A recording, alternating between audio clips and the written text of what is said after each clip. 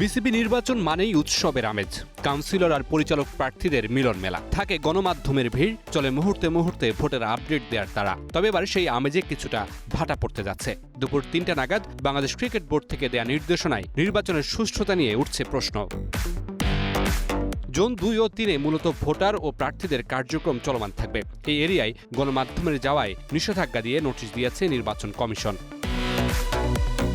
গণমাধ্যম কর্মীদের জন্য নির্দিষ্ট করা হয়েছে জোন ৩, যেটি বিসিবির মিডিয়া জোন হিসেবে পরিচিত। সেখানে গিয়ে ব্রিফ করে আসবেন নির্বাচন কমিশনের প্রতিনিধিরা। তাতেই সন্তুষ্ট থাকতে হবে গণমাধ্যমকে। সন্ধ্যা ৬:৩০ নাগাদ নির্বাচন কমিশন থেকে আরও একটি নোটিশ দেওয়া হয়। সেখানে উল্লেখ করা হয় জোন ৩ থেকে সংবাদ মাধ্যম সরাসরি ভোট গ্রহণের কার্যক্রম দেখতে পাবে। বিসিবি নির্বাচন ও অস্ট্রেলিয়া দলের অনুশীলন মাথায় রেখে যান চলাচল বন্ধ থাকবে শেরেবাংলা জাতীয় স্টেডিয়াম সংলগ্ন প্রশিকা সড়কে।